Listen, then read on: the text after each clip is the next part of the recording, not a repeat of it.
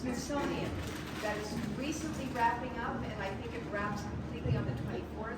My name is Allie England, and I'm the executive director here. I just wanted to welcome you. And before I turn it over to my wonderful colleague, Margie Parentelli, and then Virginia Jimenez-Gullick, that is a big name, I've got to practice it. I wanted to invite all of you and your families this Saturday to our free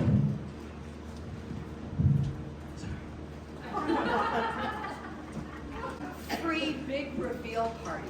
Woo! We are revealing our season, our events, our concerts. We are giving a free party to our community like we did last year, and we'd love you all to come. Doors open at 6:30, eats and drinks. The bar will be open for special concoctions, and then the show starts at 7.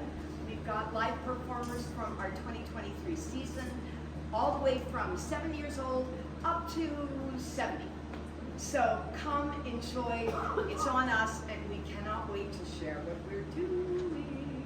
And without further ado, please welcome Margie Parentelli.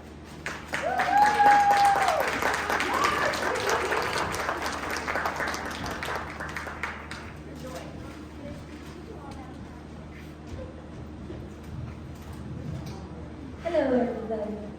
Thank you for being here. Anyway, just wanted to really say thank you for coming out. You know, I see a lot of familiar faces who might have been here last week. And wow, what an event. Last week was eye-opening for me and for a lot of other people, so Facebook. And really just pinpoints the need for more multi-generational conversations here in Trinidad. And I'm really hoping that this will be one of many, both male and female, matriarch and patriarch. We have some really, really wonderful patriarchs here today. I could go on and on, especially Bob, who's really made a big influence on my children. Anyway, I just wanted to say thank you and look forward to having many more of these types of conversations through Creative District. And I'm going to hand it off to Miss Virginia.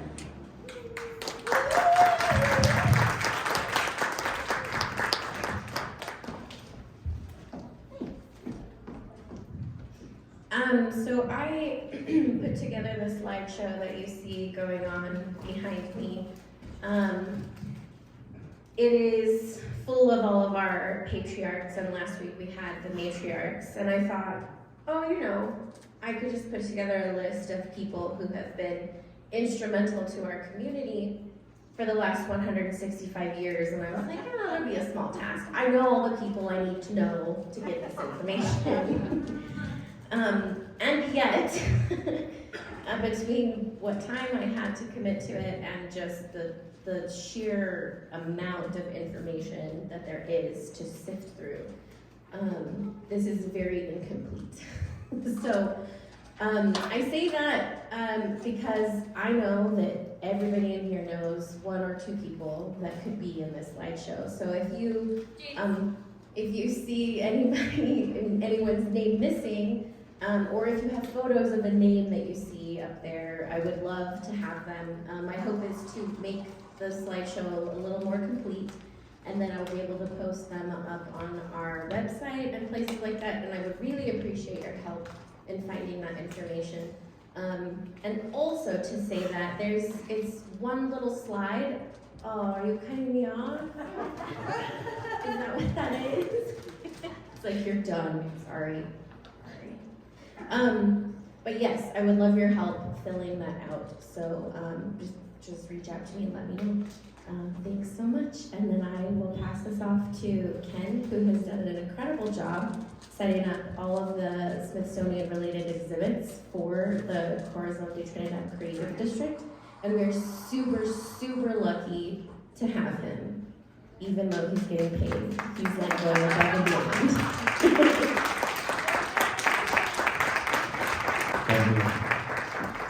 Thank you, everybody, and welcome. This is, can you believe it? The second to the last Smithsonian event. I don't know about you all, but I'm having to catch up to myself here. We had a wonderful event over at Sosco Skateland. We had a skate guard there from the 60s, and we did interviews. I think maybe 10 or 15 people who have been skate guards over there throughout the years. We shoved them all in that little skate room, and Emily's working on editing that footage right now, but a real testament. Every person who we talk to speaks from the heart about the influence and the importance of that organization in their lives, both as kids and the ways in which it shaped who they became. So for me, a really compelling way to explore the history of a skating rink. So I kind of recognize some of the faces from last week, so if you're coming back after seeing Matriarch to join us for Patriarch tonight, welcome back. For those of you who missed Matriarch, it's available up on YouTube on Corazon de Trinidad website. We got so much video content and interviews as a result of Smithsonian. We're just like trying to keep up with ourselves to get that all up, but eventually everything Smithsonian related will be up on that YouTube channel, so you'll be able to see if you missed. And if you wanted to share it with somebody who's not able to be here, feel free to do that too.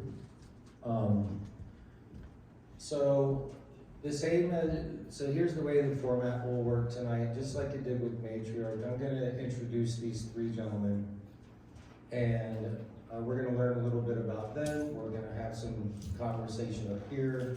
Then we're going to open it up to the audience. And like I said, this whole thing is going to be recorded, so bear that in mind. One of the things that I think was important to make clear during Matriarch is the definition of that term. The Matriarch and Patriarch tend to be defined as power and authority and control and power over, and that's what Webster says about it, but we're really wanting to talk to people whose contributions have helped shape the community into what it is today, as a way in which to both celebrate the lives that they've led, the contributions that they've made, but also have a real-time exchange about, oh, I wish that I had known 30 years ago what I knew today. Like, what are those life lessons, those little nuggets, those gems, that if we had known them much earlier, life would have been much better. Now, I think it's also important to say that none of these men said, hey, I'm a patriarch. I'm the epitome of what that word means, and therefore I'm infallible, I know it all. I was having this conversation with some people thinking about my matriarch, which would have been my grandmother. Love her to death, ornery as heck. I'm not sure on her best day that she could have been brought up on this stage, asked questions that she didn't know were going to come at her, and if she would have measured up to the ideal of a matriarch. So this is the beginning of a conversation about a way of being and contributing to the community, not being perfect human beings and knowing everything about everything. So with that.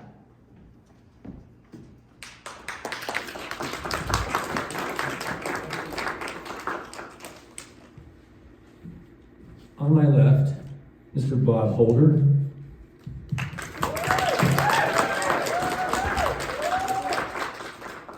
Bob's the only one with a badge. And a gun. No. And a gun. Bob was born in Delta, Colorado and moved to Canyon City in 1963. Went to high school in Canyon City, Bachelor of Science degree in Wildlife Biology from Colorado State in 1975.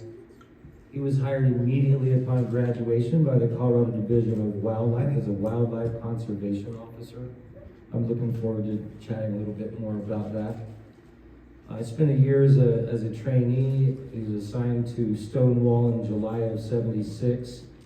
Been awarded Officer of the Year in North America, Officer of the Year in Colorado in '97, Chenoweth Award with Colonel Simpleman in 2018, Bob Holder Day by Los Angeles County Commissioners in 2018. Okay. Bob has a day, everybody. The Masonic Award and National Wild Turkey Federation Officer of the Year. Is that the animal or the beverage? That's the animal. The animal. All right, good. Married to Sherry, 2 children. Sherry was a kindergarten and a first grade teacher, 26 years. Yep. Wow. Stacy, so Zach's in football played football at Kansas Southwestern and is a wildlife officer in Kansas City too. Yes. So he followed in your footsteps? Yes. Yeah. No, he did. Very proud of it. Yeah, I imagine. That's Bob Holder, everybody.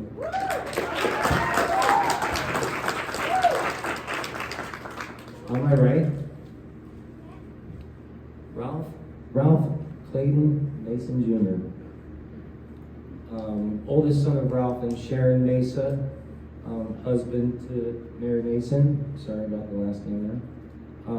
You guys have been married 42 years. It doesn't hurt that she was deaf, dumb, and blind when we were married. I'm sure she sees the best in you and only hears what you mean to say. 3 daughters. So 6 grandchildren, 1 on the way, is that? Yeah, so 6 grandchildren, and so you chose to be here instead of at your grandchild's birth? Well, I'll send her home for that. Oh, okay. Then after it happens, then I'll show up. You really do know how to give back to the community. Let's see. Yeah, so this is the one that I like to hear. I've worn many hats in my life. Being Mary's partner for life is among my greatest achievements. In the years we've been married, I've acquired and done many things and held many jobs. Lineman, fireman, electrician, welder, pilot. And for the last 25 years, you've been a minister. And I think that's what got you up on this stage today. All the good work that you do in the community. And we're going to dig into that a little bit later. We're going to see what it is that makes you tick, because you tick. So amazing.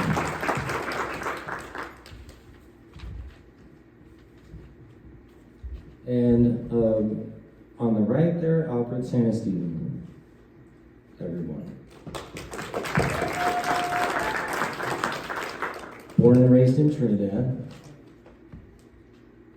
10th generation Southern Colorado, Northern New Mexico. 10th generation. Now, I was going to save this fun fact for last, but you have a relative who was beheaded in the square in Santa Fe? Yeah, all right. You're the only one. Coal miner, rancher, started ranching, working on a ranch when you were 8. And you used to herd goats. 375, were you 8 when you were herding all of these goats? No, I was more like 12. Oh, yeah, so 12 years old, yeah, I was 12 herding just shy of 400 goats as a tween, I guess that Well, I would had be. some good dogs. Good dogs. And you're a walker, Yeah, I mean, in terms of you like to walk. Yeah, for the knees and ankles give out. sure. So, Alfred Santa Stephen, everyone. So just a gentle reminder to the gentleman on stage, please use your microphone. That way we can, everybody can hear and we can record this. And as I said, this will be available on YouTube for those who weren't able to be here. I'm just going to start on my left with you, Bob. And you know, you guys are lucky because you're going to hear the question and get to think about it. So you're on the spot here. You guys want to switch seats? I'll just switch the order later. So, one of the themes about the Smithsonian is changing rural America over the last 100 years, and you've been working as a wildlife officer. Are you the first wildlife officer assigned to Los Angeles County? I mean, Oh, no, there's been several. been several? Yeah, they just haven't stayed this long. Gotcha. And how long have you been doing this work? This is my 49th year. I'll start my 50th year on July 1st.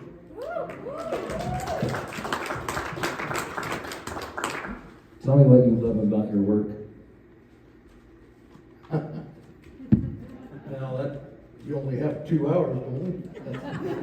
Part of what I love about my work, honestly, is sitting out here listening to this, because there are people in this community, in this county, that have made this county what it is.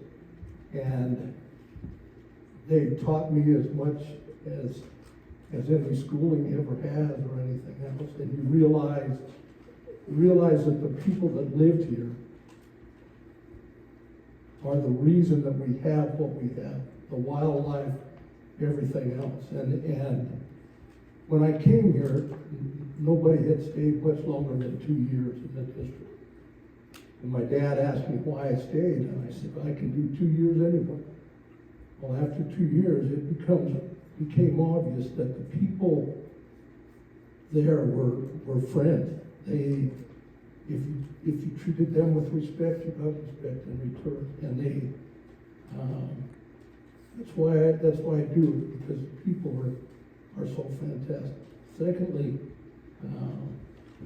the natural resource, the wildlife in Los Angeles County is second to none anywhere. Statewide, maybe nationwide, it's just unbelievable. And Pastor Clay and I have talked, I'm not a religious man in the sense of church every Sunday and everything else, but I've been blessed every single day to work in that country, see the things that I've seen, be around the people that I've been around. One of the things that hopefully the people here and who listen to the video will understand is my question, and I want no response on this, is why I would be a part of this, the patriarchs of this. Yes, we have families, the Cabot family, the Parsons, the Gary Hills, and all of the different ranchers and everything, the coal miners that have made this country. All I am is just a small part of that, certainly not a patriarch, but it's just, I've been blessed to be here. That's I think your humility is part of why you're here.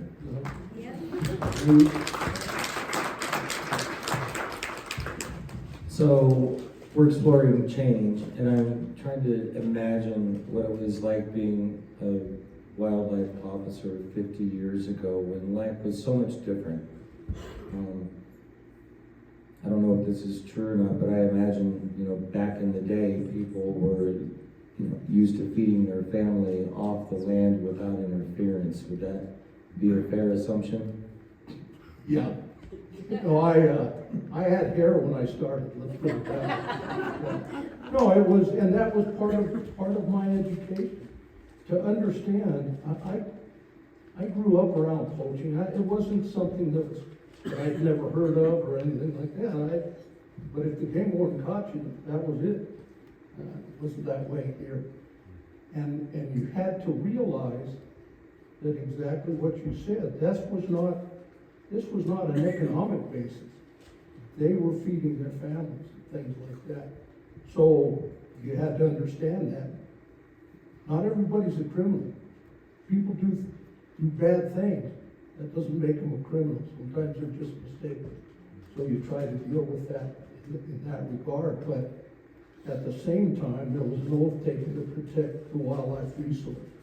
And as I said, there's not a finer example of wildlife in Colorado than what we had. 50 years ago was even more so. Clay, Yes. kind of forget exactly what question I started off with you. we're gonna roll with I this. think he answered it. Yeah, I'm sure, yeah, I think he did too, but I don't think he answered it for you though. Okay. So, a relative newcomer, born and raised, how did you find yourself in Trinidad? I had dreamed about Colorado, I guess, since the first time I heard John Denver sing about it. If not before then. As a young kid in school, reading was an escape to me, and I read a lot. And I read a lot of things about the West. But how I got to Trinidad, I was given a death sentence 7 years ago, 5 years. And I don't believe, and I don't like a lot of what I see in corporate America today, especially in the pharmaceutical industry. I'm not opposed to medicine. Matter of fact, my middle daughter is a nurse in a private facility in Waxahachie, Texas. She was a trauma nurse in San Angelo for years. But I'm not opposed to medicine. I'm opposed to what it has become, and it has become a big business. Said all that to say this: when they told me I had cancer and that I had a 90% chance of 5 years. After that, it was a crapshoot. My first response was, well, with my luck, I'm going to fall in the 10%. So we didn't have insurance. I'm a minister, and I've always preached in smaller communities, and smaller churches couldn't afford the big salaries that some places pay, and so we didn't have insurance. But I believed that in the beginning, God created the heavens and the earth, and somewhere in all of nature, God has created something in the plant world, especially in the botanical world. In nature, He has created something to cure the ills of the human genome, and I used cannabis oil to treat and cure it. I don't smoke it. I don't like the way it makes me feel, even today when I take a maintenance dose. But you know, when I look at that as opposed to the way I felt on some pharmaceutical meds in the past, there's not a whole lot of difference. So we just chose to come up here and try it, and if it worked, it worked, and it did. Put my faith in God and in the world that He created to cure me. And about 120 days later, I knew that the tumor was dead, and we looked up and started breathing again. So you had 90% chance of making it for 5 years. How long were they? How long have we had you? 7 years ago. That's when I'm glad you're here. we did. Have you found yourself into a ministry that's not always been your thing Oh, officially? they didn't train me for this. Who? Where I went to preaching school, the Oh, seminary, yeah. they don't train you for this work. And I wouldn't trade for my education. The studies that I had in Lubbock, Texas, at Sunset International Bible Institute, but they taught us to preach to pretty people and pretty pews and pretty boxes with pretty windows, and I did that for 20 years until we came here. And we met our first homeless person, and that changed my life. I'll never be the same, ever.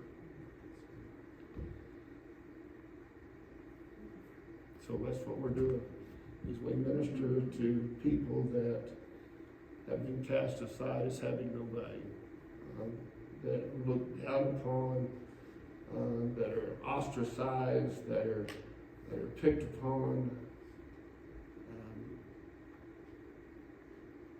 Doing the best that we can to help them understand that they do have value, they have great value, and they do have a purpose in life.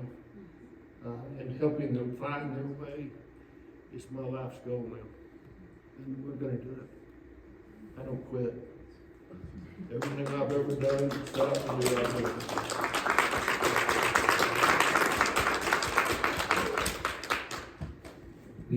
I don't remember when we were having this conversation, but you were saying that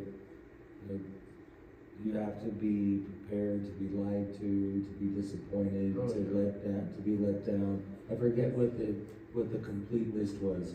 None of them sounded like an ideal work environment. And no pay. Yeah, my dad was a mission pastor when I was growing up, so I can appreciate some of what I imagine you have to deal with on a regular basis. How I imagine, at least in my own experience, how easy it is for me to turn away or take an easier route when I feel disappointed, lied to, when I feel like somebody that I might want to be helpful to seems to care less about the outcome than I do. And I wonder, what's the thing in you that keeps you going in the face of that? Because I was told one time, you will never forgive as much as you've been forgiven. And there's a lot of truth in that. A lot of truth in that. Especially in myself. Before I was a preacher, I was not a preacher. Bob, I won't tell you about my experience. Wrong badge. I've seen your slides. I've had some really good friends that were gang wardens in the past. Really good friends. But when you look at people and you look beyond the obvious, I developed a phrase a number of years ago, and I was sharing it with some folks a while ago. You can only know that which you've been allowed to learn. Either what someone else has allowed you to learn through your teaching in a classroom, or what you've limited yourself to learn, either in a classroom or extracurricular studies. The inverse of that is also true. You can only teach that which you know. And so what most people know about homelessness comes from the stereotypes that have been created that allow us to shirk our responsibility to humanity, to one another.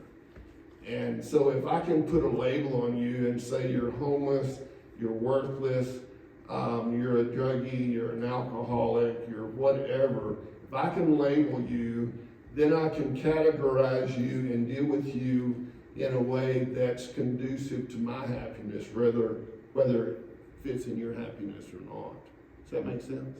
Yeah. And so we've got to get beyond the stereotypes of, we look in this world today and Solomon in his wisdom said there's nothing new under the sun in Ecclesiastes.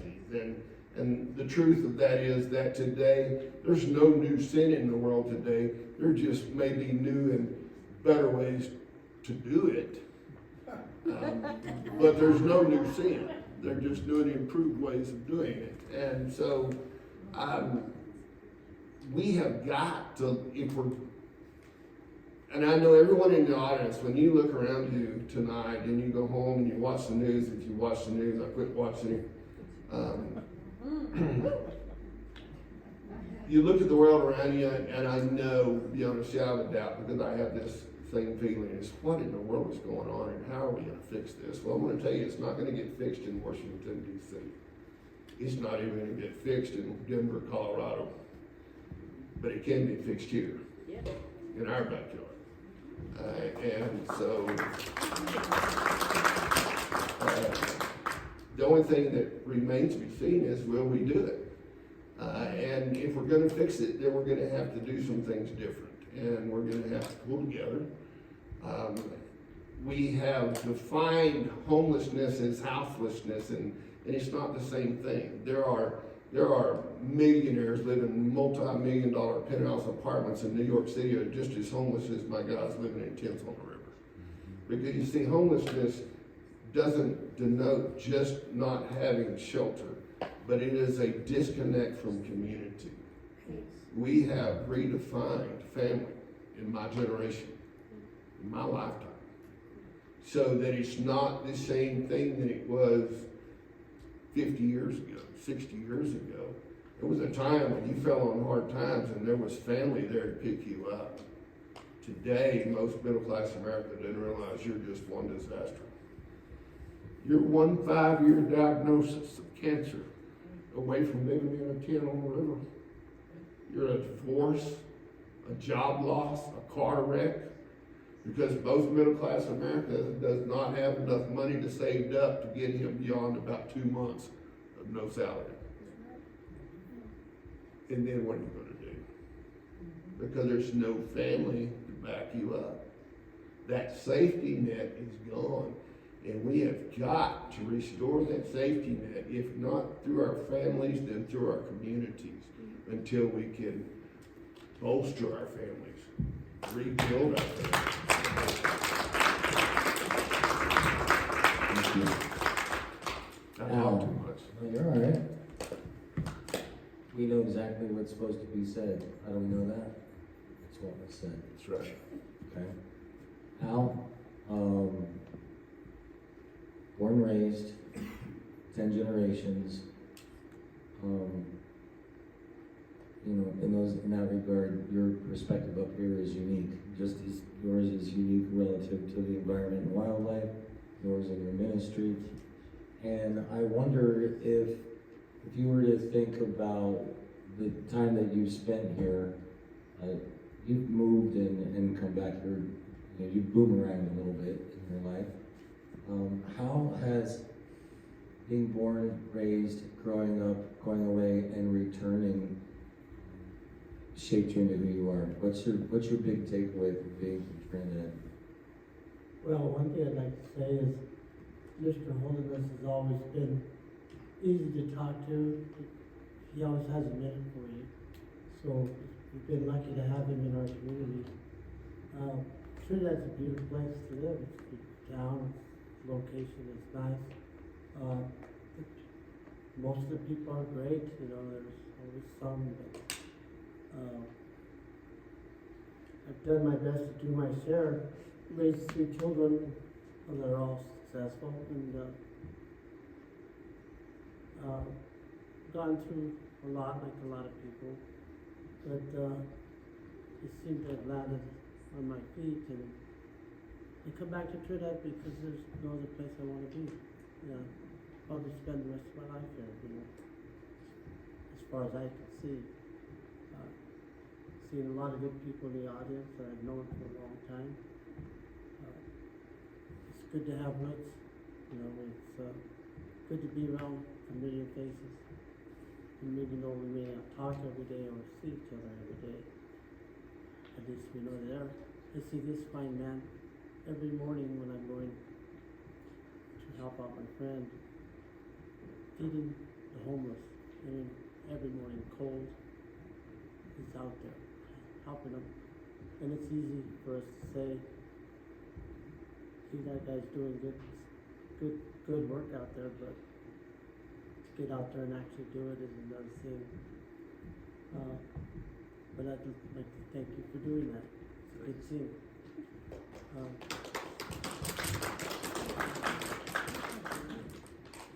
I've worked several jobs. I worked in Mr. home. Santa Stephen, Yes. could you hold the microphone up a little closer to you? Thank you. Okay. Sorry. Thank you. Mind your mouth, darling, mind your mouth. Well, you don't want to get me started on that. But I've had several different jobs working in the mine. I really enjoyed it, believe it or not. But there was times when I used to feel that I was raping Mother Earth of her resources, and that used to kind of bother me. It's kind of a strange thing to say, but it did. I worked at Denver International Airport for 8 years as a safety manager. That was a lot of headaches. And, a lot of heavy equipment jobs. And just whatever I had to do to support my family and keep a roof over my head. And I would not want to have done it anything else but here. That's about all I got. Thank you. Can I say something real quick? Of course. That, to me, is a patriarch there. The 10 generations in this country, they've shaped this country and I'm sure have shed tears at what has happened. And that's a difficult thing for a family to see all those generations. And so, yeah, so that's my.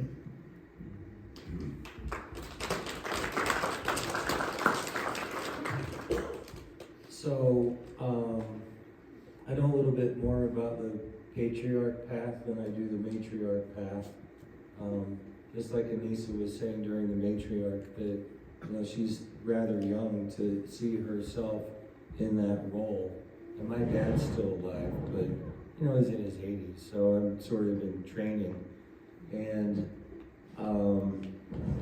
one of the things, Al, that you had mentioned is I want to talk about friendship, because I think that's an important thing. It's an important aspect of men's lives, and as the longer you're here, sometimes the fewer friends you have. And it just seems to be, one of the stereotypical qualities of being a man.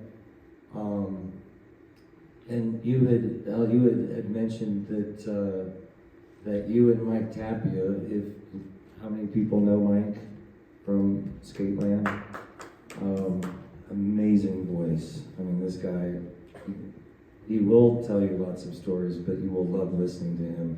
But you were saying that you and Mike were particularly good friends growing up, and I wonder if you might share a little bit about that. Well, I first met Mike in first grade. How's that microphone, everybody? Just closer? Just a little closer, I'm sorry. I first met Mike in first grade, and we lived right across a lot from each other, and we'd walk to school every day. And we just continued to be friends, and all the way through high school, college. We were what you could call a friend. He was what you could call a friend, He was there when I needed him, and I was there when he needed me. But time went on, and we I won't say drifted apart, but just don't see each other every day anymore. I was with him when he lost his son, and that was a particularly hard time for both of us, because we were good friends, and still we talk whenever we get a chance. He's a busy guy, does that Christmas Unlimited, and he's a CEO of it, and he does a radio jockey up there in the Springs. But been good knowing him over the years, and hope we can continue to be friends. That's about all. Yeah. How about you, Clay? How about me? Yeah, how about you? What kind of comb do you use on that beard? I've been dying to know. Now, your thoughts on friendship? I married my best friend. Okay. I've been blessed in life. My first best friend would have been cousins and my brother. We grew up in a really, really tight family on both sides, my mother's family and my dad's family, which was kind of unusual. A lot of times you'd have one side. I had friends that had one side of the family that was tight. Even within my cousins, if they were on the side that I was in, we were always tight. And the other side might not be. But I was blessed to have both sets of family, really, really tight. And so my earliest friends were family, and then we branched out into the community. I grew up in Burleson, Texas, just south of Fort Worth, a little bedroom community of Fort Worth, and we rode our bicycles up and down the streets, you know, until all hours of the day and night, and we really were in and out of each other's homes, and I had wished that for our children. We didn't really, we created that for our children wherever we were at to the best of our ability. But we're seeing that today with our grandchildren. Fortunately, they have purchased houses in communities where they are tight-knit little communities in that block, and so the kids are in. I'm glad to see that, because in a lot of places that doesn't exist anymore, and people don't know what a real friend is. I've got two best friends, one I'm married to and one I'm not.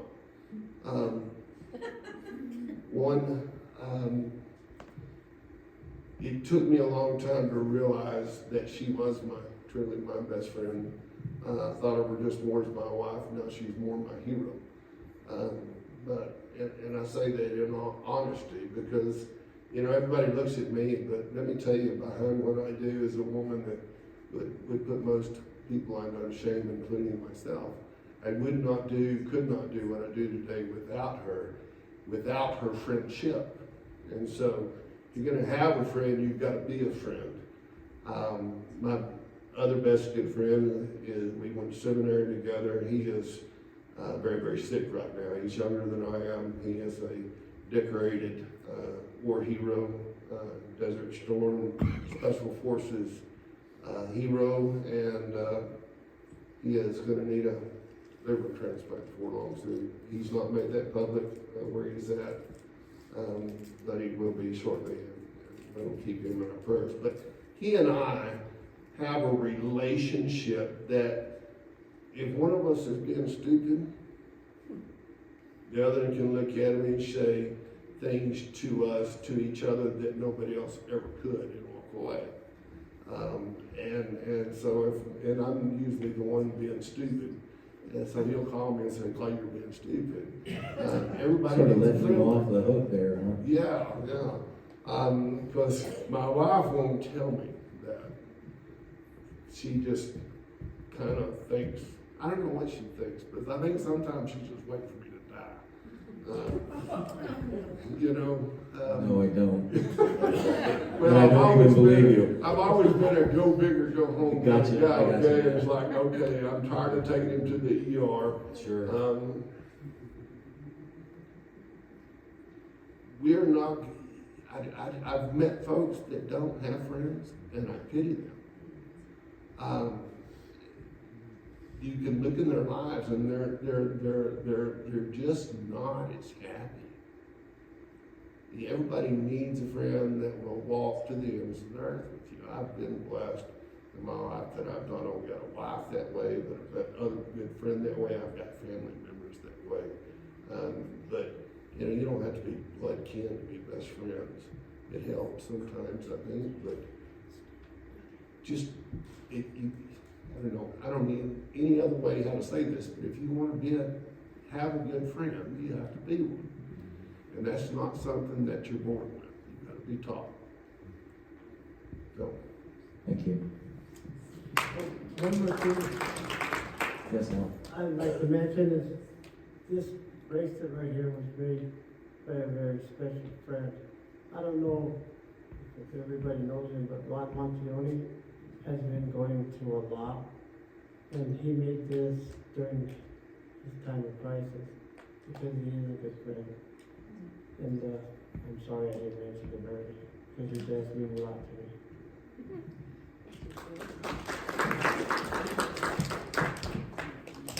You got friends, right, Bob? Nope. No, as I've said from the beginning of this, the meetings and all these other things, I learn more than I can offer, sitting here listening to these things. The difficulty for me over the years, the friendship aspect, you have a lot of acquaintances, but you only have a few friends. That's right. Because early on, I thought people that I thought were friends took advantage of the position, having to issue citations or something to friends or who you thought were friends, that changes a perspective.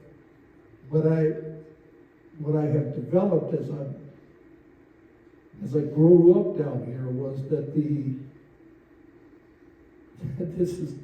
this may not set well, but somebody, when the day that I got this district, somebody in the Denver office called me into their office, and they had relatives down here. And he told me, he said, Bob, the friends you make in that country will be the best friends you've ever had. The enemies will be the worst. And don't try to run roughshod over anybody. And it's been such it's a catharsis. That's exactly what's happened. People, I had a gentleman tell me one night that at his dinner table with his family, that he had me in his rifle school to shoot me because he had poached a deer. And I had pulled up unknowingly. I'm not that good a game warden. But he had me in his sight to shoot me. And his wife was with him. And she told him no, because I was working with their kids at school. And that may have saved my life that night, but more importantly, it made a lifetime friend for me. He and I were always close until he passed. So you just don't know who's going to be a friend and who isn't. And people that you thought were there for you, not always there. And people that you didn't think were there for you, they got your back. So it's just, like you said, you gotta be one to have one. It's difficult, and I'm not setting myself apart, but it's difficult to have friends in law enforcement sometimes. Because a lot of those things are very private and that kind of stuff. So you don't want to discuss it, and when you get home, you want to be away from it. But as I said, the friends that I've made down here, that man was right on the money, the best I've ever had.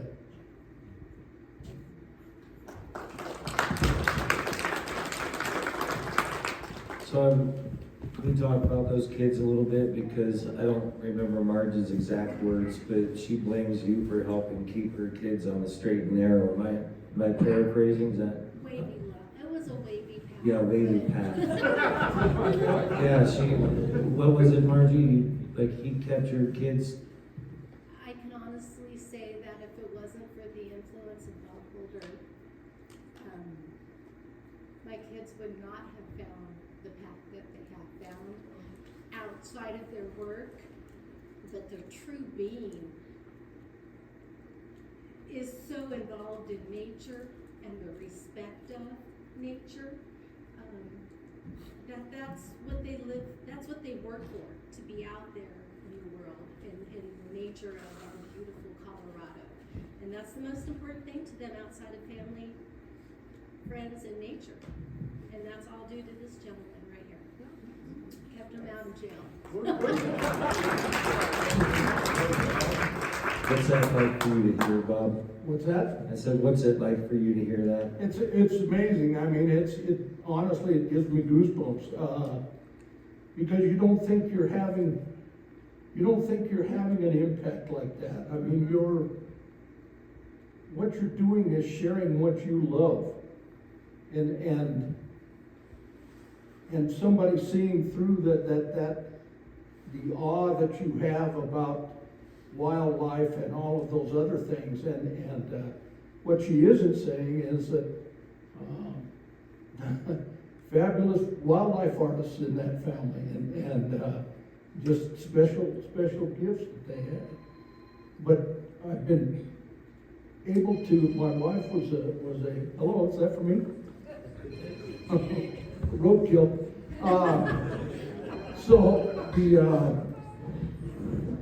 My wife was a first grade teacher, and every year, or every week, she taught a different letter. A, B, C, down through the alphabet, and it started, A, we used antelope, B, we used bear, C, we used coyote, and on through, so they could relate. The thing that concerns me, and I hope that somebody will listen to this and understand it, that's why I asked you early on about trying to share this with the schools and everything. People in this community, the kids that are growing up here or that are moving here, have no comprehension of what they have available right outside their door. I mean, we get calls complaining about bears or deer in their yard or whatever it is, and I'm thinking, how blessed are you?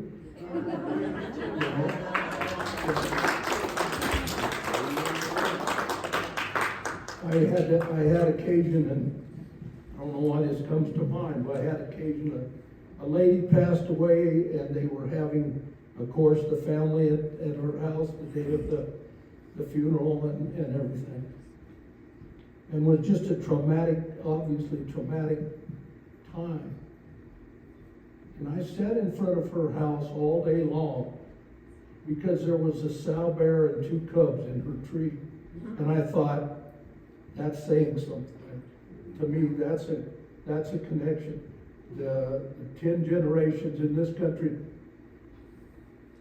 there was a connection with wildlife. And when we overlook that connection with wild things and wild places, we lose.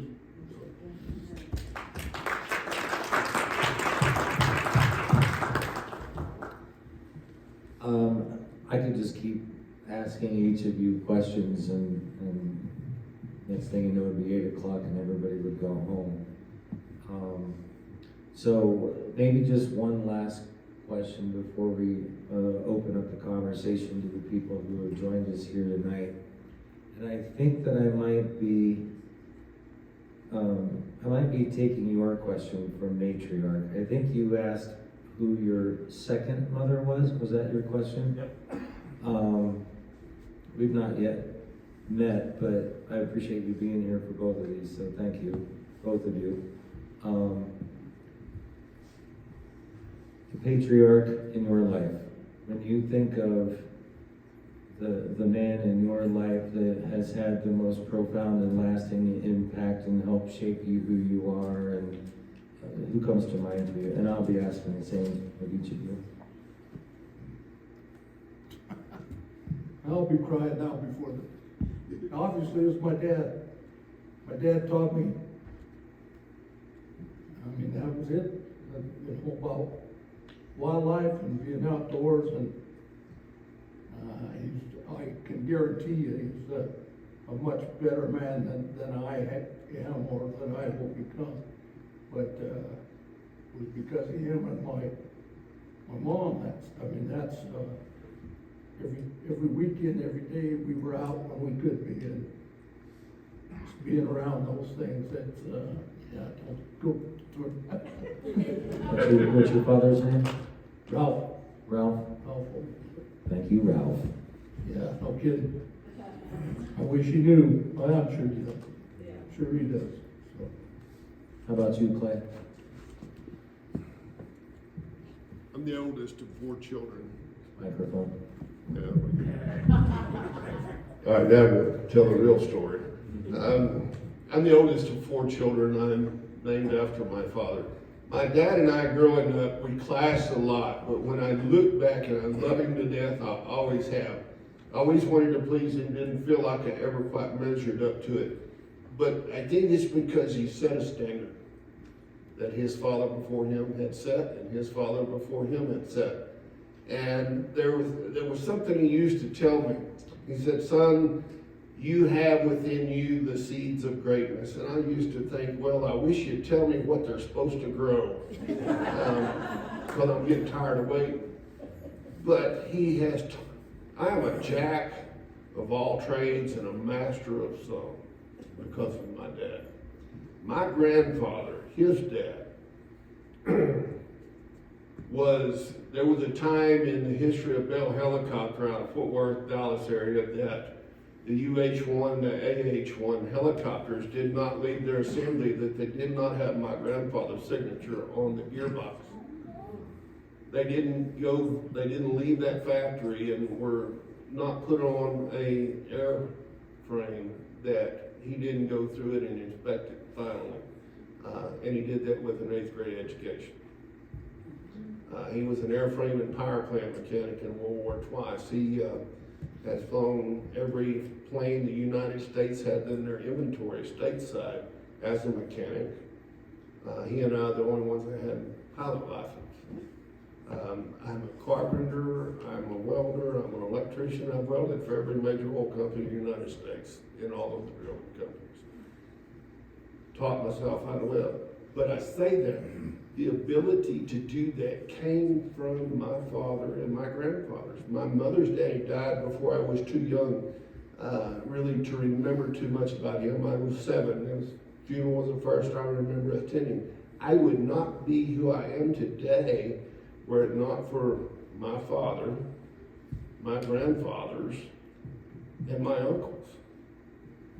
Those men in my life and my family taught me everything that I know, or if they didn't teach me everything I knew, they taught me how to find things out and do them on our own.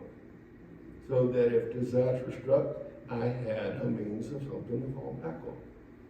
So I'd say my dad, my grandparents, and my uncles. You're only supposed to get one, but we'll give you as many as you want.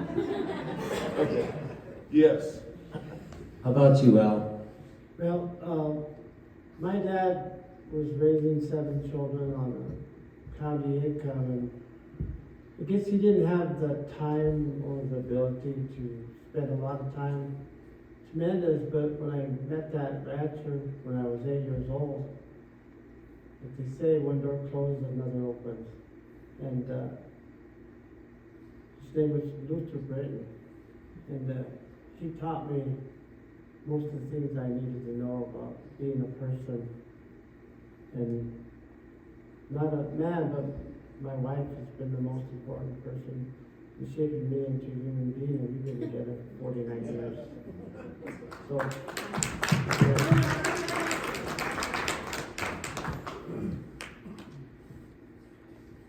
thank you. All right, so it's your turn out there in the audience, and I don't know, do we have a wireless mic? We do.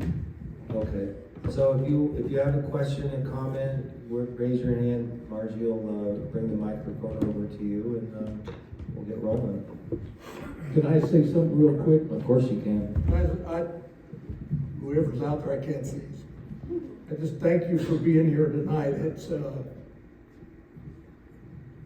you listen to some raw, emotional things that maybe don't pertain to your life, but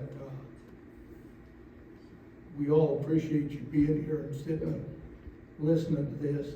I don't think, as I said, I don't think any of us feel that we are patriarchs. There are thousands and thousands of people in this community, this county, that could be sitting here that there'd be nights worth of stories that need to be told. But thank you for listening.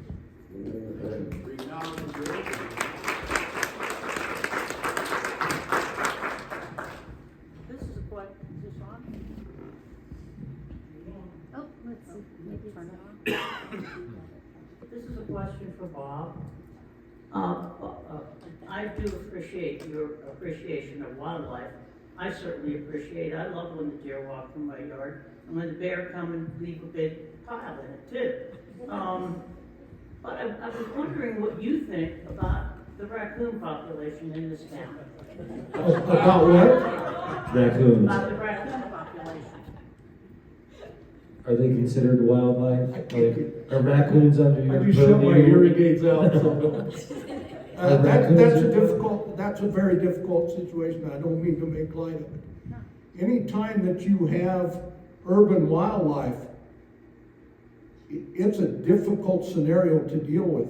And most of the problem most of the issue is because of us. We feed them, right? And What's that? Because people feed them?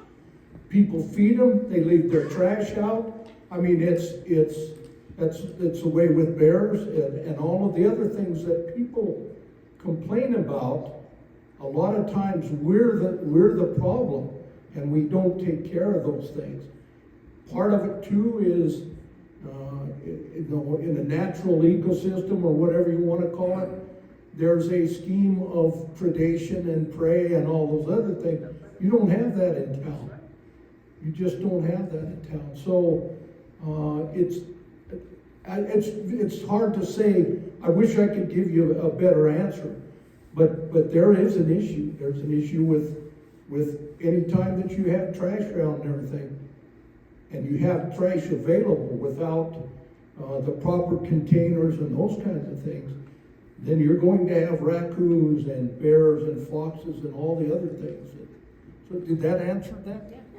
I just wonder if there's any solution, I mean, how can we make people understand that they need to clean up their trash?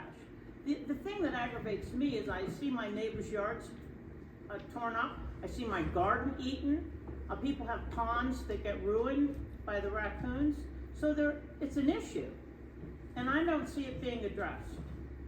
No, you're correct. Now, on our statute, we have violations according to feeding wildlife and things like that. It becomes much more difficult in an urban situation because what you're putting out, or what your neighbor's putting out for birds, those raccoons are eating it too. So you can't, education is the key. We talked about it from an early age, but people don't want to be educated. You know what I mean? Because we're influencing when they can put their trash out, or if they can feed the birds, or I know people here in town that leave their doors open so skunks and raccoons will come in and eat in their kitchen. Honest situation. So, but that's a very, very difficult and. Well, thank you for your answer. Yeah, thanks for the question. Wish I could answer it better. That's good. Someone else? I have not had a wonderful relationship with Patriarch in my life. So I have a question that gets a little more into the sticky. I'm wondering if any of you would be interested in sharing a little bit about some of the less savory aspects of how patriarchy has influenced the world in your perspective. So I'm going to try and paraphrase that from the perspective of being men in a world that historically has been dominated by men in the patriarchy. What are the less savory aspects of a patriarchy that and how's that affected us? And I might actually chime in on this answer. But Chime away. That's another great question, because what you see in as far as age and everything is that reversal of roles and everything. The matriarchs that I dealt with, listen here, I was awed. I was dumbfounded. And you don't hear that. You don't hear that, how special that leadership is and what leadership we have around. Some of them sitting right here in this audience. So.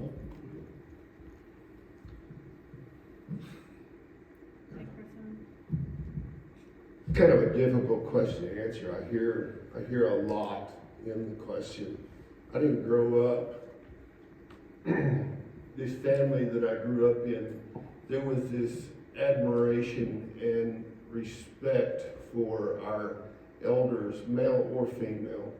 And there was a place in the home for everyone, and without wanting to sound too chauvinistic or anything, because that's not what it's about, but there was a place in the home for everyone, and everyone had their place, and they did their thing together that would shore up the family, that would ensure success in the family. And when that does not happen, when you don't respect each other, then you wind up with situations which I won't ask, sister, I don't have to. I can imagine, because I've heard horror stories of young women that my bride and I have dealt with in the last 7 years that will just break your heart. A young lady, and I'll just share this, you need to know, people are not homeless because they choose to be, because they're addicts or alcoholics, okay? Those are symptoms of a greater problem. Most people are homeless today because they are victims of something, cause and effect. A young lady was 8 years old the first time she did her first dose of heroin. Mama gave it to her. So she'd be compliant while her Hell's Angels biker buddy, boyfriend, and his friends had their way with her. That'll damage you in ways that God only knows. I wish I knew how to take that away from her, but I can't. But she has a skewed life now, a skewed way of seeing things that shouldn't be there because of the damage caused by that. And I look at this jockeying back and forth. Men feel like they're being emasculated. Well, let me tell you something. You can't emasculate me unless I let you. But at the same time, if I'm not projecting and showing a level of respect to my counterpart, and the female counterpart, what good am I? Nobody gets out of this thing alive. The old adage, he who dies with the most toys, well, folks, he still dies. And so, rather than being in competition with one another, why don't we compete with each other in such a way that we're seeing who we can lift up the highest? And if we're doing that, if I'm sticking my nose in your business just so I can raise your business up, and you're sticking your nose in my business so all you're trying to do is lift my, hey, we're both winning. We've got to get over this mentality of me first. And when we put each other before, at the front, then we all cross the finish line.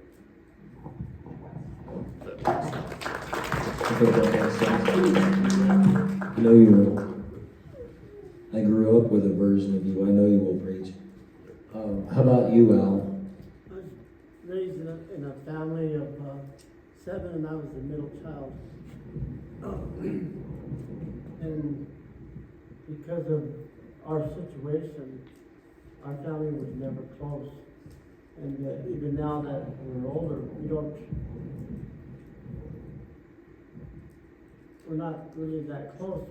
And I try my best to be different with my family and with my wife, and I think that we've made a change, and hopefully the next generation will do better.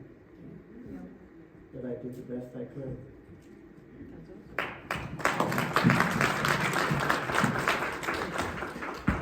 One of the things that I try to remember is that no matter who somebody is, I just operate as though that they became that honestly. Whether it's something that they knew they wanted to cultivate in their lives or something that they discovered existed one day. And another way that I try to look at things, particularly within the context of opposites or seeming opposites, let's say matriarch and patriarch, I'll own that one of the reasons that we named these events what we did, because in some ways they might be inherently provocative. So, no accident there. And when I look at things that seem like they're opposites, you know, night, day, up, down, good, bad, male, female, I try to look at those things as though they're on a teeter-totter, you know, the old seesaw. And I think that everything that exists today sort of grew up around us. I mean, none of us have actively been engaged in establishing a patriarchy that's full of its downsides, and none of us have been actively building a matriarchy that's full of its downsides. The patriarchy and the matriarchy and those roles exist because they're a benefit to our community. And that one way that I try to understand this is that if too much of a good thing is not always a good thing. Doesn't mean if it's femininity, masculinity, chocolate, sorry Emily,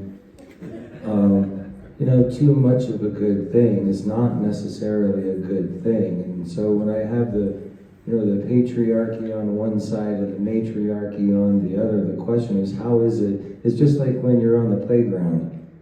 If you're a little lighter and somebody who is heavier is on the other side, you're stuck at the top. And the question is, what you also know about fulcrums and levers is that if you move along that line, you can change the behavior of the teeter-totter. It takes a while to figure that workaround out, but it does indicate the way that we can move along that line. And so I think that too much patriarchy, we get the downside of patriarchy, and too much matriarchy, we get the downside of that. And the question is, what are the early warning signs that we've gone too far out on the edge? And what do we do once we discover where we are along that? So that's sort of the way that I try to make sense of that for myself. I'm just going to add a little bit to that because my parents were self-employed, and when you work, live, and are 724, and as a little kid watching that, you gain a lot of respect for that. And I found myself in the same situation. I'm married to and live with and work with my husband 724. And what I've learned and what I see up here on the panel is there's a balance of respect. And what I really appreciate amongst these four gentlemen up here and my father is that they couldn't be who they are without the female the matriarch. And they've all acknowledged that. My husband included. He would not be where he is today without me, and I'm not ashamed to say it. And if he forgets, I will remind him. But that being said, I think that there is that balance that needs to be had, and sometimes it's a bit of a struggle to find it. And there are certain times when one is going to carry the other, or the other will carry the other. And that's the beauty of the balance and the dance. And, I just appreciate all of you for acknowledging sometimes the woman is the silent partner, the quiet, supportive one. Sometimes it's the male. Either way, it works. And I just am so appreciative that you gentlemen acknowledge that. So thank you. Next question.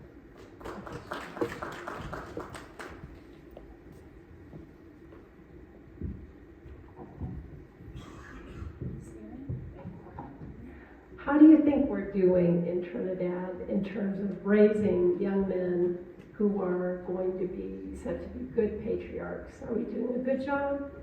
Do we need to work on that? How's that going? Anybody want to take first stab at that? I think we need to work on it. Yeah. I really do. I mean, but it's not. Yeah, it's hard to explain because even you talk about education or whatever. Teachers, they don't have time. I don't go into the classrooms hardly anymore because they don't have time to bring in something outside. How to skin a beaver, while we how we trap a bear, things like that, that might be just what that guy needs, or that girl needs, is something to take them in a different direction. So, like I say, my personal opinion, I think we need to do a lot more. I know that raising my 3 children, you can't spend too much time with them, or you can't spend too little. Because when I spent a lot of time with them, I was smothering them.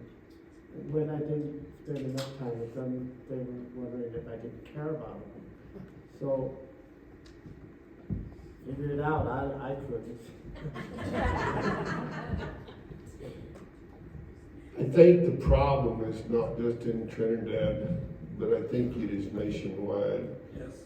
And Aaron, to answer your question, I've seen pockets, I've seen young men that just blow me away.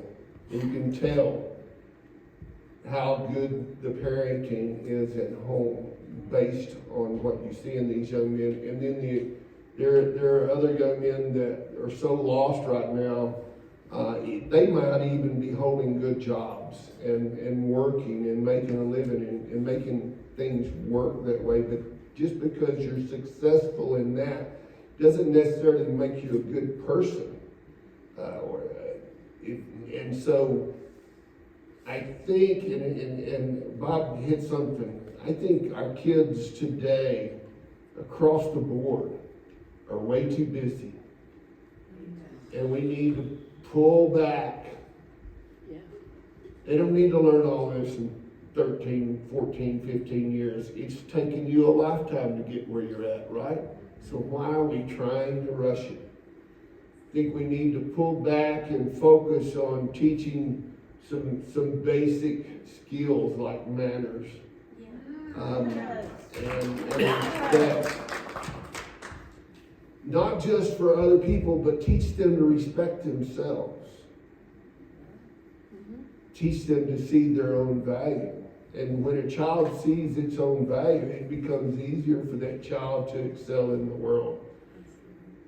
I'm with Bob. We've got a lot of things to do, but there is some hope. I'm seeing it. And I'm seeing it in this younger generation that a lot of people have written off. But I would tell you this, you'll only find that which you seek. And if you look for it, you'll find it. And when we find it, we need to nourish it. Need to reaffirm it. Thank you for being so mannerly. That's something that's just not done these days. We need to reaffirm these things when we see it and help build it in those that it's not there. Again, I can't fix anything in Washington. I can't fix it in Denver, but we can fix it here. So let it start with us. I think the lack of communication skills.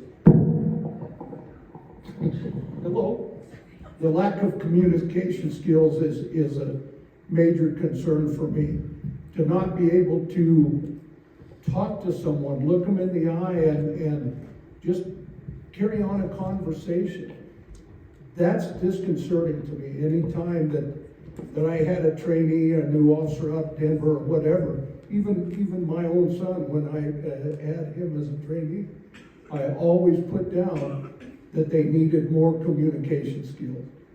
Because in the worst, the worst circumstance that I've ever been involved in with weapons and threats and things that could have happened, it was my ability to communicate that saved my life. I had my gun pointed at the man to shoot him, as he had on me. But it was my communication ability that solved that issue. It wasn't a gun. It wasn't my size. There was nothing there that other than listening and talking. And we just were missing that link, I think. I've got a 28-year-old son and a couple of stepsons that, boy, I wish I knew the answer to that question, Aaron. It feels like every time I thought that I was getting a grip on doing a better job raising, that the need changed or the situation changed, and then I had to, I could go back and go, okay, now what? And I spent a lot of time, because I think about this a lot, I've spent a lot of time contorting myself relationally with my son in order to bring about a relationship that felt better to me.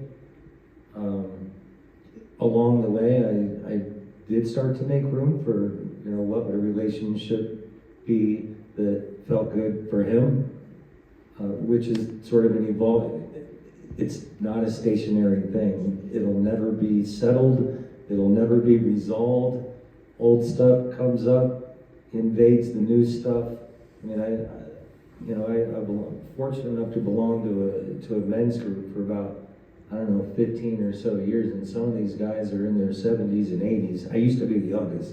I am no longer the youngest in this group. And we spend a lot of time talking about, when we're young, we have a tendency to swallow things whole, right? It comes from my mom, it comes from my dad, somebody I know, trust, love, respect, and I believe what they say. And then somewhere along in my life, I'm like, I don't know. Why do I say that? Why do I think that? That's not how I feel. So I've had to shed some of the stuff that I've just said yes to unconsciously. But some of that stuff is the very thing that gets in the way of having, relationships and raising young boys into men. So I don't think it's ever over. And maybe it comes down to principles. And principles, love, modeling behavior, being patient, and realizing that my anxiety is not a reflection of his reality. And I should probably write that down and say it before I go to bed and when I wake up. So, someone else? How about you, sir? Bandana and then Jim? Or headband, I'm sorry.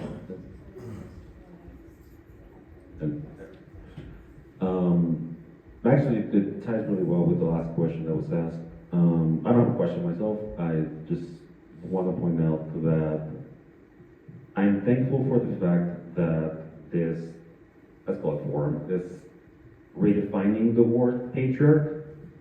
I think that's incredibly important because of what was mentioned earlier, right? One thing is a system, the other one is what the person is, and I think people are more important than systems. And I just want to say how thankful I am to the men that are here in front of us. I just moved to Trinidad relatively recently, but the things that I love about here are it's wildlife, it's community, and it's history. And the three men in front of us are taking care of those things. So I'm truly thankful for that. Thank you. Welcome to Trinidad. I was wondering if you had any suggestions or ideas for people, young, old, whatever, that either had negative experiences of patriarchs or no experience of a patriarch as they grew up, so that they would, so we don't lose that part of our society. What could we do as a community? Send everybody to Bob. Do what? I'm sending everybody to you. Yeah.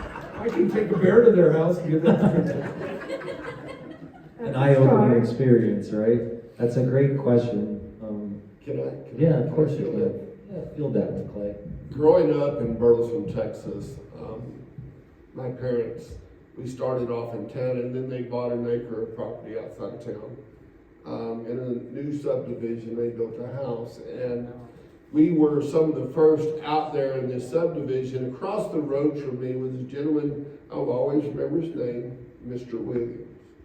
Mr. Williams retired from the Postal Service. I learned so much about what I know about gardening and sometimes just about life from Mr. Williams. He was, and this growing up where I had patriarchs in my family already, we need to make men like Mr. Williams accessible. to our young people. We live in a world full of fear-mongering. Are there some things to be fearful of? Absolutely. But we can deal with that. You identify it and deal with it. But not everybody that has a beard and long hair is a hippie. ZZ Top. Oh, they're not? No, well, okay. But we need, there are tons of them out there. We need to make them accessible so that when there's the individual who, for whatever reason, through death or divorce or just circumstance, doesn't have that individual in their life, there is someone in the wings waiting to fill in. So that then, as a community, we become each other's matriarch and patriarch. We fill in the gaps, because there will always be gaps. Okay, does that make sense? Yeah, there's a lot of these kids. We've got multiple generations of the same families that don't have what we grew up with. Absolutely.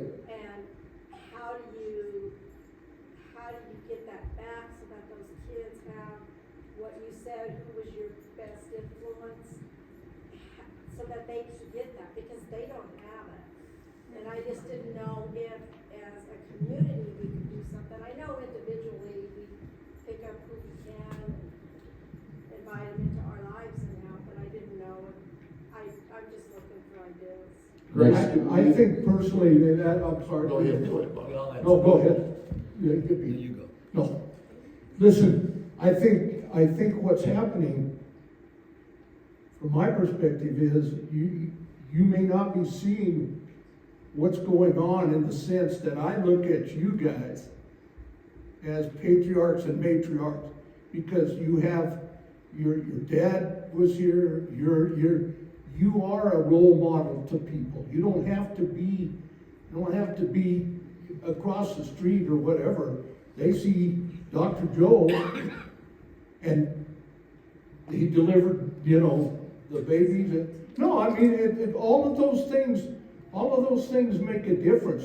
Just like we were talking here, you don't think maybe that you are making a difference, but you guys are, and so don't. I understand wanting to do more, but don't lessen what you accomplished already without even thinking about it. Your reputation and all of those other things. Those are the things that we hang our hat on. I mean, you see now, and just not political or anything, but you don't have physicians staying in this community. Okay? You don't have that. You don't have little kids growing up and knowing that physician from the time they were little till the time they're adults, and have that trust and faith in that. And when you don't have that continuity, that's what, going back to, I told my dad, I can do 2 years here or anywhere. Well, you know what? That means nothing to the people that live there. Yeah, I'll try it for 2 years. I'll do everything I want for 2 years, because you're going to be gone. But when they realize that you're going to stay and have a commitment to the community like your family has had, and so many people out there, I think you're doing some wondrous things without even thinking about it.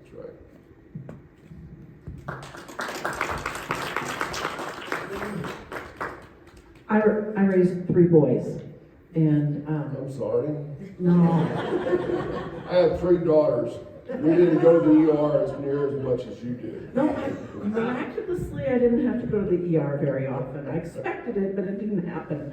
But one of the saddest days of my life was when my eldest was in his baseball uniform, and he's probably 10 or 11 years old, and he came in and he was sitting in the living room, and he was crying. And he said, "I'm never going to be good at baseball." And I said, "No, probably not. Doesn't seem to be your thing." And he said, and I said, "But man, you can sing. You're such a good musician." And then he cried harder, and he said, "But why can't I just be a normal boy?" And I think one of our problems societally is that we have these norms. You know, we have football, we have the athletes, you know, we have the athletes, we have the soldiers, we have these images of the tough guy in our media, and not enough of our boys get to hear the kind of honest, tender kind of conversation that you're having here tonight. You know, and if perhaps dad is a bully, and that's their only experience, you know, a dad's a bully because his dad was a bully, and so it's got dad and grandpa and uncles who are bullies. You know, how do we reach out to help kids feel normal in their own skin? How do we help the tender-hearted boys acknowledge that being tender-hearted is a gift? And how do we begin to broaden the understanding of what it is to be a normal man?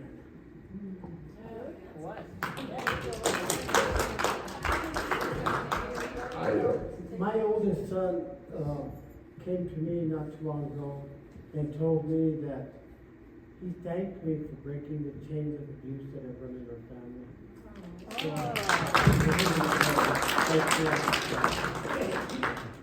That's awesome. Big job. Becky, I was the guy that played baseball, and I was very, very good at it. The last game I played, the umpire came to me and said, you know, I quit. I've been watching you for a number of years, and I quit even taking account because I knew if they threw one over the plate, it was going over the fence. And it did, 9 times out of 10. But I never played on the all-star team. I never got picked for any of the special teams because I was not the popular kid. And I could not understand if you can excel so far, be so much above everything else, and still be the kid that's left out. I was the last one picked, okay? I was always the best looking in class. I just don't understand it. But I grew this beard to protect my wife.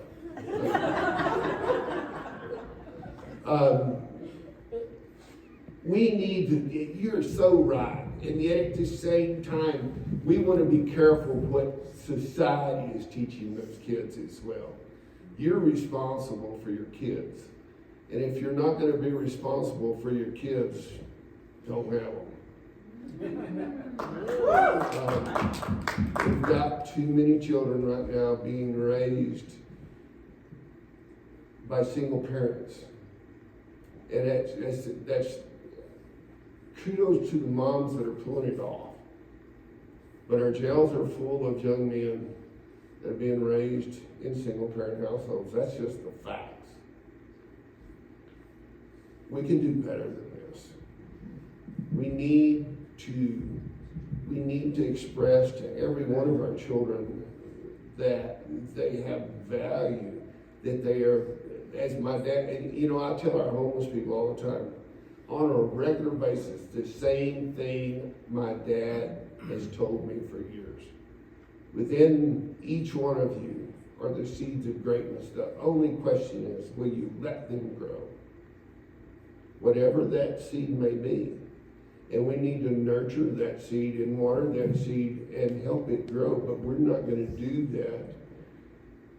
I just don't feel like we're going to do that in the environment that we've created. We're going to have to go back and reinstill some values that we've cast aside, and some moral values. We're going to have to teach our kids their worth. Quit trying to shove a round peg in a square hole. Okay? Our education system, kudos to our educators, they've got their hands full, but we're trying to cram too much in. I think we need to back off a little bit and teach some of the basics again, and show these kids their value, and help build them up in the gifted areas that God gave them. Did I answer your question? Thank you, sir. But I think it takes such a strength, and that, to me, it comes with age, I guess, or something, to embrace, and so those kids understand, yeah, you are special, man. It doesn't matter whether it's music, whether it's athletics. I mean, chances of being a professional football player are pretty slim. You know, and all of those kinds of things. But when you find somebody like these guys that have that strength to put their arm around them and say, hey, you know what? You are fantastic at the piano or art or whatever it is. It's the strength of a man like that or a woman like that to say, you know what? There is no normal. You are special. And I try to, it's funny, when I give my programs, not that it means anything, but I always ask, like at the schools or whatever, I always ask, how many of you are special? Show of hands. They don't raise their hands. We have kids that don't raise their hands because they don't think they're special. That's a fault of us, or educators or parents or whatever it is. If you don't raise your hand, if you don't think you're special, man, we got some work to do.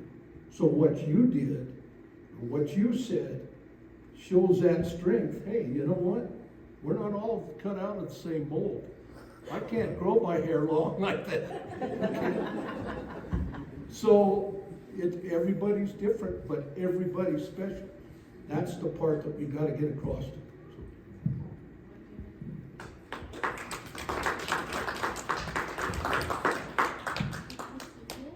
Jim, nice to meet everybody.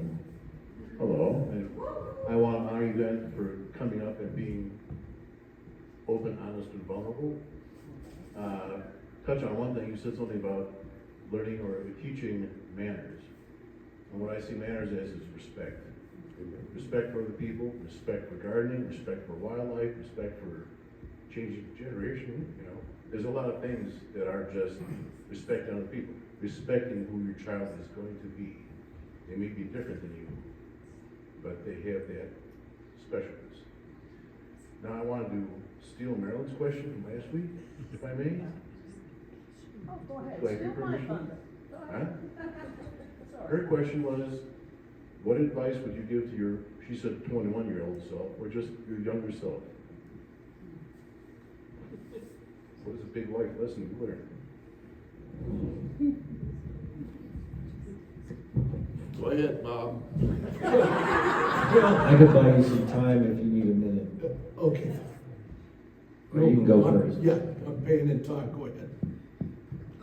Something my mentor reminds me of often. Small is big, less is more, slow is fast.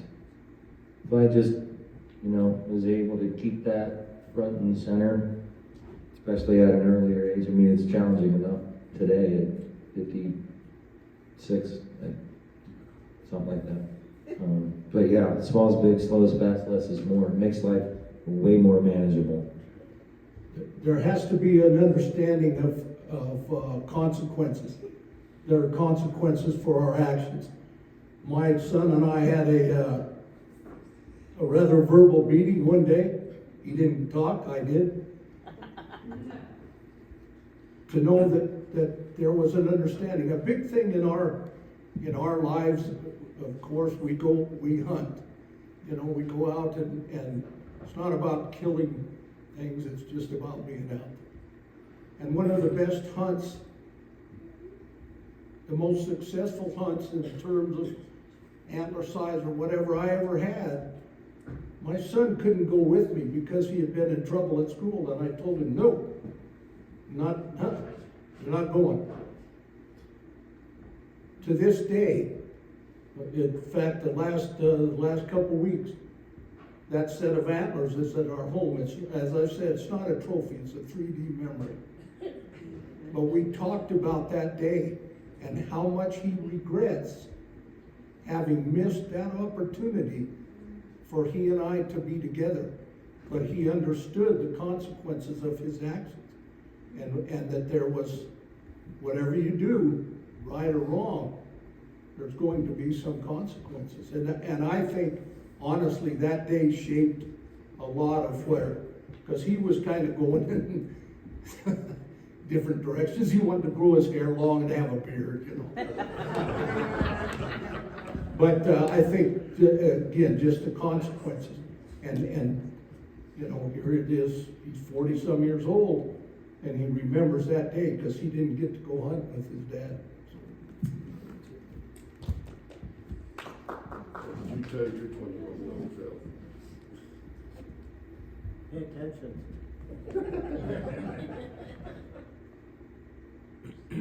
A lot going on, if you could just open our eyes and see individuals as for who they are and not who we think they should be. Not be so materialistic and just try to take care of each other. That's all I can say. Thank you.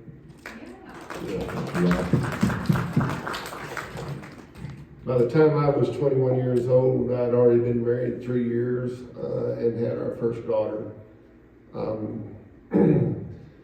I would tell my 21-year-old self a couple of things. Number one, watch your mouth because your kids are listening. Like I said before, I was a preacher, I wasn't a preacher. And number two, maybe number three. Number two, she is your queen. The sooner you start treating her like one, the sooner you will find yourself on the throne. Number three,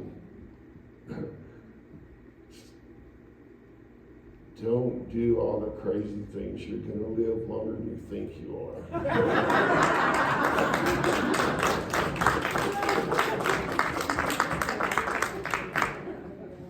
And always have faith in your greater power, whoever that might be. So just like last week, I completely lost track of time. It's 7:52. Wow, not bad. We were aiming for 8. That's good track of time. Yeah, and we have 8 minutes left. Wow. Yeah, mind blown, right? Before we head on out for the evening, does anybody have? I've got a couple more things to say, but the two of you ladies.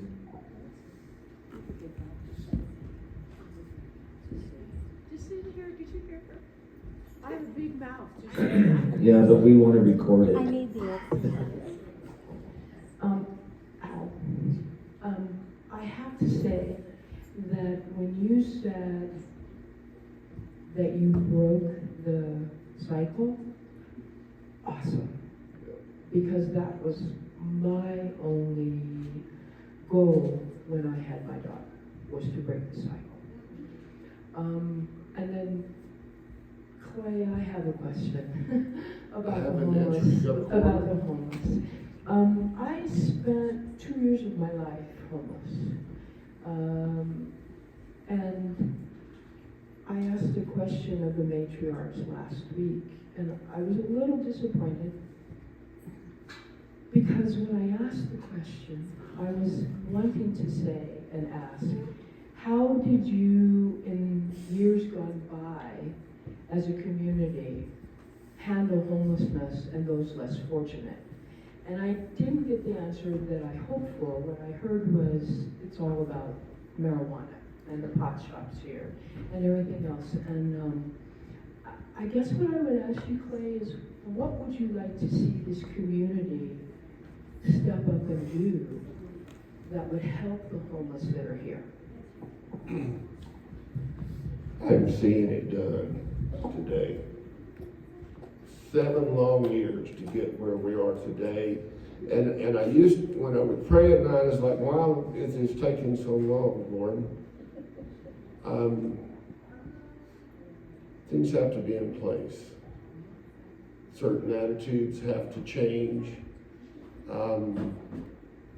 But things are happening. Things are happening at a brisker pace now because we're beginning to realize that the stereotypes are just that. They're a bunch of lies. And you can't solve anything if you're basing your answers on lies. So we're looking beyond the obvious and seeing the potential, and there is a coalition of people today in conjunction with some of the leadership from the city. We've got a change in guard, and new things are coming. We've got some nonprofits that are coming online. I didn't intend to build or start another church. There's a city full of churches that sit unused 6 days a week anyway. They don't need another one.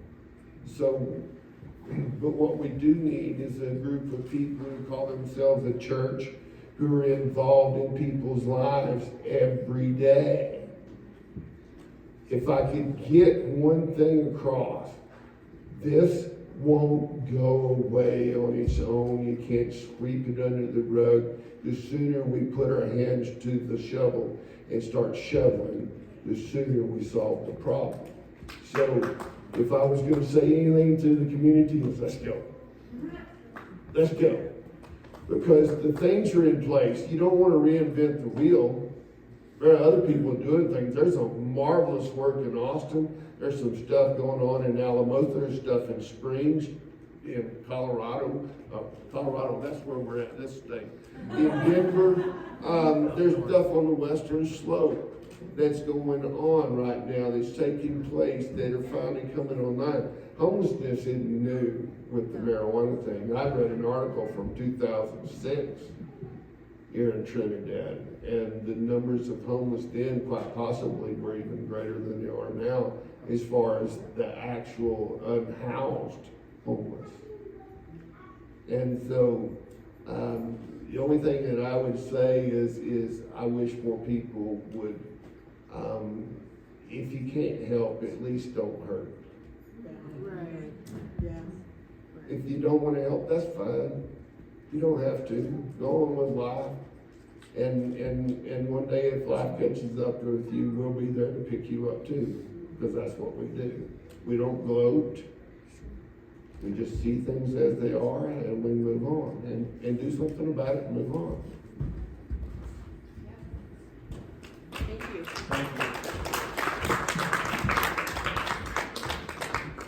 Anyone else? Marky, did you have your hand up?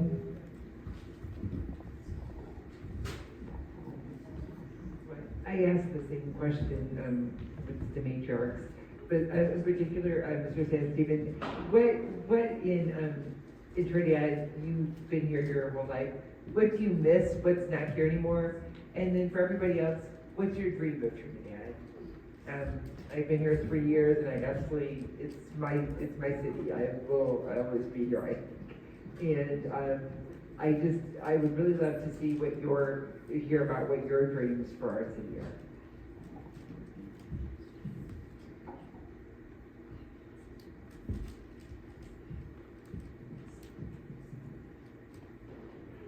I guess the fact that I can't keep my doors locked at night. I have to keep them locked at night.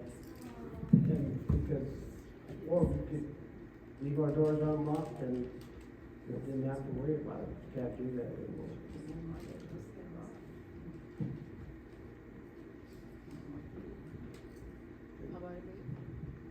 And what was your question for Bob and I? What is your dream? What is your dream of Trinidad? You know, I'd like to see for Trinidad is it maintain its small town atmosphere.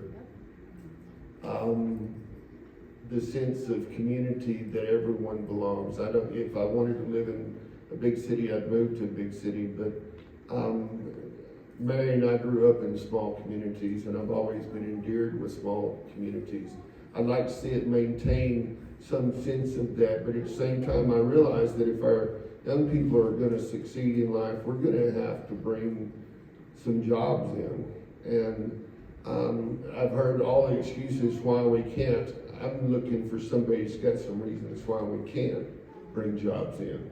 Because I'm tired of hearing the can'ts, because I'm a can-do kind of guy. So let's find the reasons for bringing jobs here, and why jobs can come here and succeed, so that we can keep the next generation here.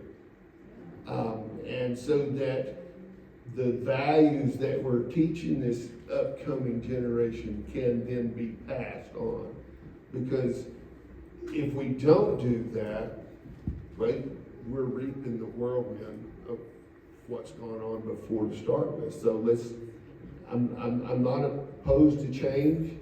I'm kind of conservative in some things, but in other things I'm very liberal. And I just think that people come to Trinidad because of the small town feel.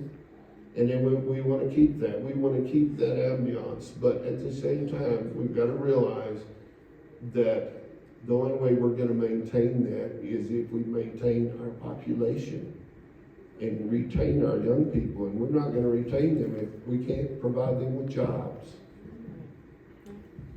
See, I look at it a little differently in the sense, again, my heart's in wildlife. And the key to having a good wildlife population is habitat. We continue to bring people in and want to bring, all of these people in. We need a direction, a goal of where we're going. Because as we continue to do that, we lose the things that some of the reason that people are coming here for. And that's my concern. The subdivisions and things like that, I look at it first and foremost as wildlife habitat. And when we lose that wildlife, and that's why a lot of people come here. So we need to be, and there's people right here on the council and everything else that need to think about how much do we want to grow? I mean, what is the future? To me, I mean, it's easy because I'm 100 years old, but if I don't have geese flying into Trinidad Lake, if I don't have elk up around Stonewall, if I don't have bighorn sheep in those mountains, I don't want to be here. So we need to make some decisions there. Humans or wildlife? I know where mine goes.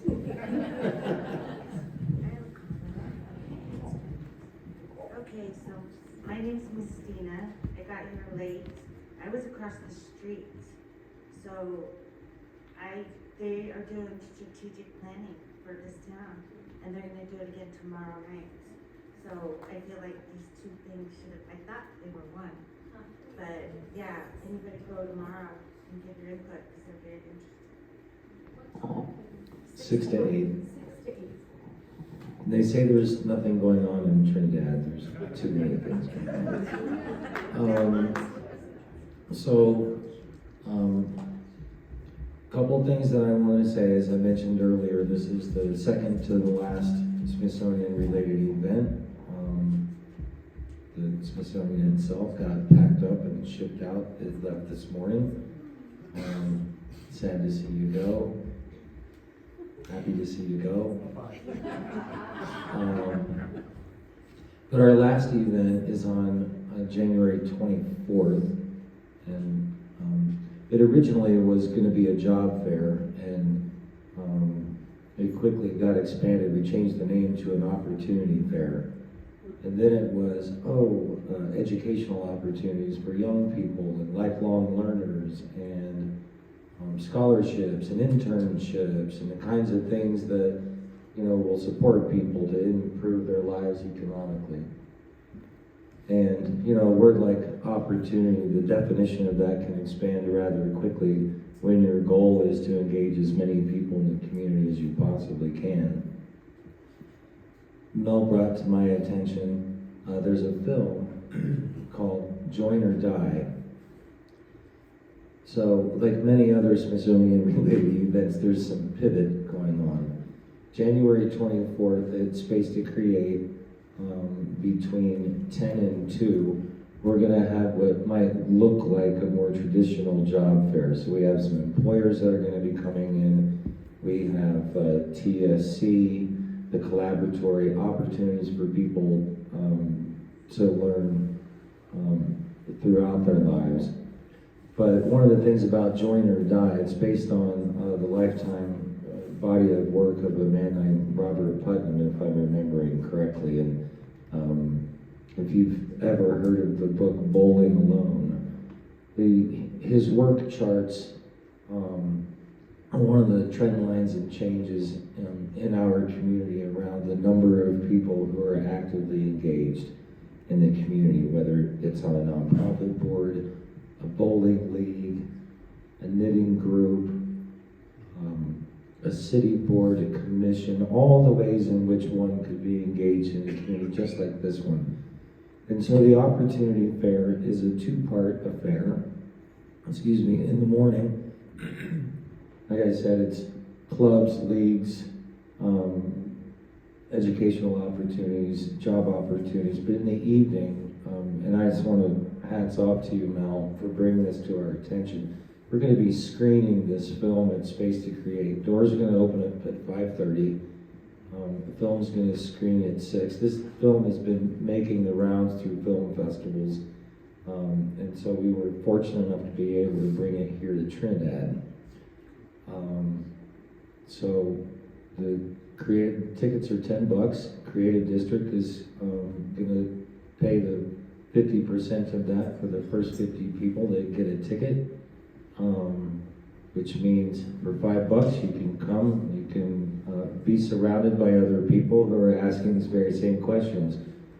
What can we do to support our young people to grow up in a way that's easier for us to appreciate, but then also make a meaningful contribution to the community when you're in a position to do so.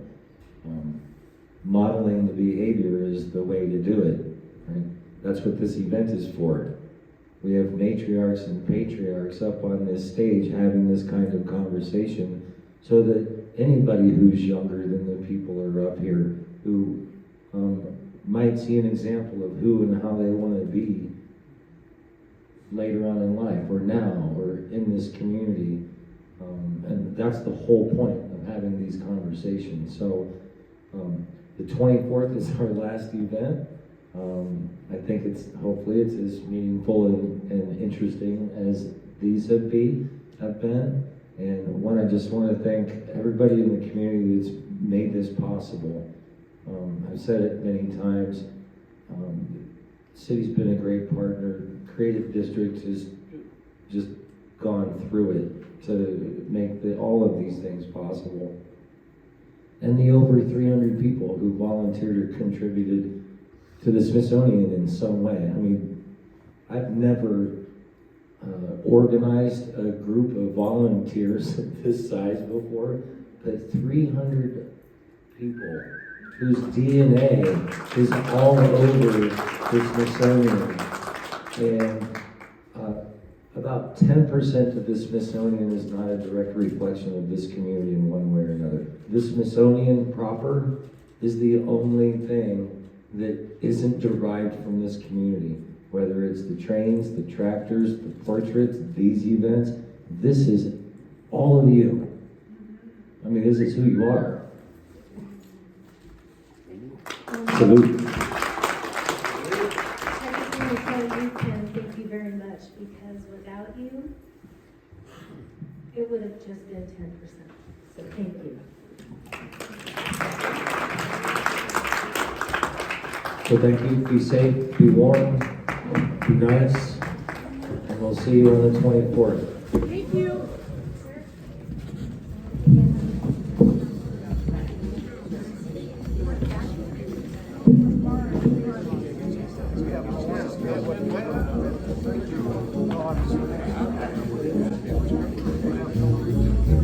Good job, Bob. Well, but nice job, Bob. Nice job. Hi, Tom. How are you? Good. Nice job. Thank you.